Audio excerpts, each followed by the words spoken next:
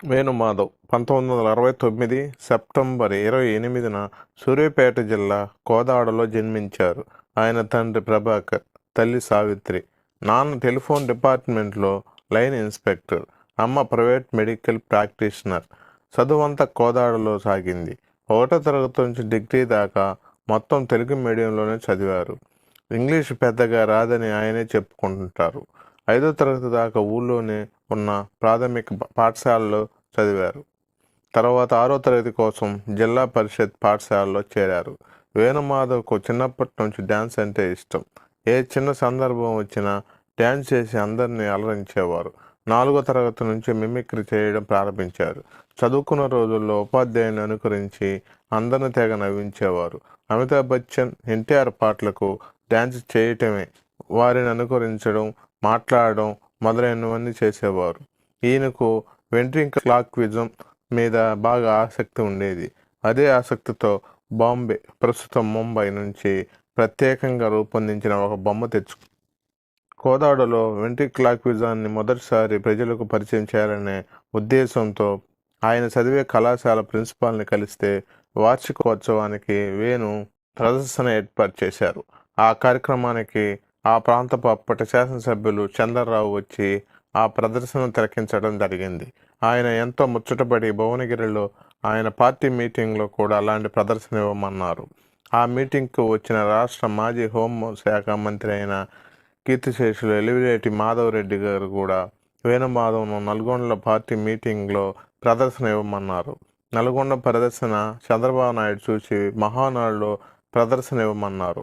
మహానాడు ప్రదర్శనలో తెలుగుదేశం పార్టీ చేపట్టిన అభివృద్ధి కార్యక్రమాల గురించి సభ అయిపోయిన తర్వాత ఎన్టీఆర్ వేణు దగ్గరకు వచ్చి, మీ సేవలు మాకెంత అవసరం బ్రదర్ అని చంద్రబాబు నాయుడు వైపు తిరిగి, వీరిని మనతో పాటే ఉంచండి అని అన్నారు.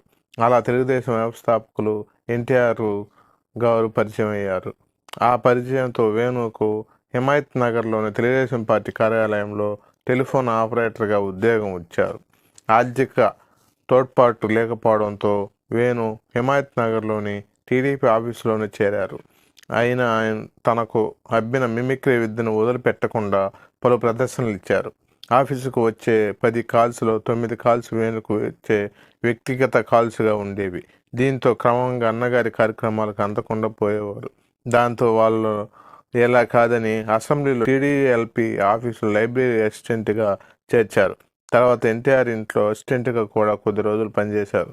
బొమ్మతో మిమిక్రీ చేస్తారు కాబట్టి ఎన్టీఆర్ ఆయన్ని బొమ్మగారు అని ఆప్యాయంగా పిలిచేవారు. సినీ ప్రస్థానం. అసెంబ్లీలో లైబ్రరీ అసిస్టెంట్గా పనిచేసేటప్పుడు ఖాళీ సమయంలో ఎదురుగా ఉన్న రవీంద్ర భారతికి వెళ్ళడం అలవాటైపోయింది. ఒకసారి ఆకృతి సంస్థ వాళ్ళు మాటల రచయిత దివాకర్ బాబును సన్మానం చేస్తుంటే చూడడానికి వెళ్ళి అందులో వేదిక పైన ఒక చిన్న ప్రదర్శన ఇచ్చారు. రవీంద్ర భారతిలో వేణుమాధవ్ చేసిన కామెడీ స్కిట్ అతడి జీవితాన్ని మార్చేసింది. వేణుమాధవ్ ఆ కార్యక్రమంలో గులగుల గులాబ్ జామ్ అంటూ చెప్పిన డైలాగు ఎస్వి కృష్ణారెడ్డి, అచ్చిరెడ్డిలకు బాగా నచ్చి సినిమాలో అవకాశం ఇచ్చారు. ఆయన మొదటి సినిమా ఎస్వి కృష్ణారెడ్డి దర్శకత్వంలో కృష్ణ కథానాయకుడిగా వచ్చిన సంప్రదాయం అనే సినిమా. అప్పటి వరకు మిమిక్రీ ప్రోగ్రాంకు 1000 రూపాయలు మాత్రమే తీసుకునే వేణుమాధవ్కు ఆ సినిమా కోసం 70,000 పారితోషికంగా ఇచ్చారు. నటుడిగా వేణుమాధవ్ తొలి రెమ్యునరేషన్ అదే. ఆ సినిమా పూర్తయిన 3 రోజులకే శ్రీకారం చిత్రంలో అవకాశం వచ్చింది. అలా వరుస అవకాశాలతో బిజీ అయిపోయారు. తొలి ప్రేమలో అమ్మాయిలపైన వేణుమాధవ్ చెప్పిన డైలాగు ఆయన్ను ప్రేక్షకులకు చేరువ చేసింది. దిల్ సినిమాలో వేణుమాధవ్ పోషించిన నితిన్ మామయ్య పాత్ర మంచి పేరు తెచ్చింది. 2006లో విడుదలైన లక్ష్మి సినిమాతో ఉత్తమ హాస్య నటుడిగా నంది అవార్డు అందుకున్నారు. హంగామా సినిమాతో హీరోగా మారిన వేణుమాధవ్ ప్రేమాభిషేకం సినిమా నిర్మించారు. ఇంకా అతనికి పేరు తెచ్చిన సినిమాలు సై, ఛత్రపతి మొదలైనవి. చివరిసారిగా రుద్రమదేవి, డాక్టర్ పరమానంద స్టూడెంట్స్ గ్యాంగ్ సినిమాల్లో నటించారు. హంగామా, భూ కైలాష్, అభిషేకం చిత్రాల్లో వేణు హీరోగా నటించారు. ఇండస్ట్రీలో వేణుమాధవ్కి చిరంజీవి బాలకృష్ణ అంటే ఎంతో గౌరవం. చిరు 150వ సినిమా, బాలయ్య 100వ సినిమా సక్సెస్ అందుకోవాలని వేణుమాధవ్ గుండు కొట్టించుకున్నారు. వేణుమాధవ్ తన పుట్టినరోజు కేక్ కట్ చేయడం లాంటి ఫార్మాలిటీస్ని పాటించాడు. పరిశ్రమకు వచ్చినప్పటి నుంచి తన పుట్టినరోజును అనాథాశ్రయంలో జరుపుకోవటం ఇతని ఆనవాయితీ. వారికి ఉపయోగపడే ఏదో ఒక పని చేయడం తనకు చెప్పలేని సంతృప్తిని ఇస్తుందని వేణుమాధవ్ చెప్పేవారు. చిరంజీవితో కలిసి జై చిరంజీవి సినిమాలో నటించిన సమయంలో వేణుమాధవ్ పుట్టినరోజు రావడంతో ఆ ఒక్కసారి మాత్రం చిరంజీవి కోసం రూల్ బ్రేక్ చేసి కేక్ కట్ చేశారు.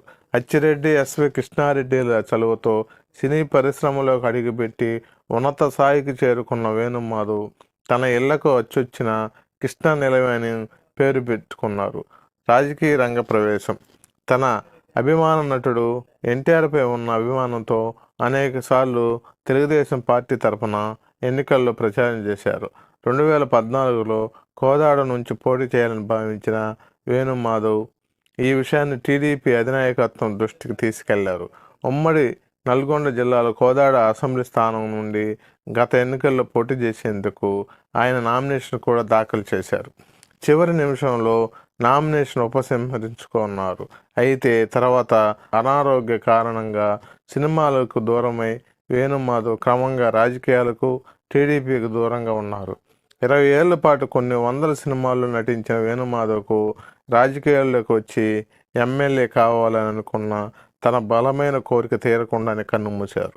కాలేయ సంబంధిత వ్యాధితో బాధపడుతున్న వేణుమాధవ్ హైదరాబాదులోని యశోద ఆసుపత్రిలో చికిత్స పొందుతూ 2019 సెప్టెంబర్ 25 మధ్యాహ్నం 12:21 కన్నుమూశారు. వేణుమాధవ్కి ఆత్మశాంతి కలగాలని అంబ్రెల్ రెయిన్ ఛానల్ తరపున ప్రార్థిస్తున్నాం.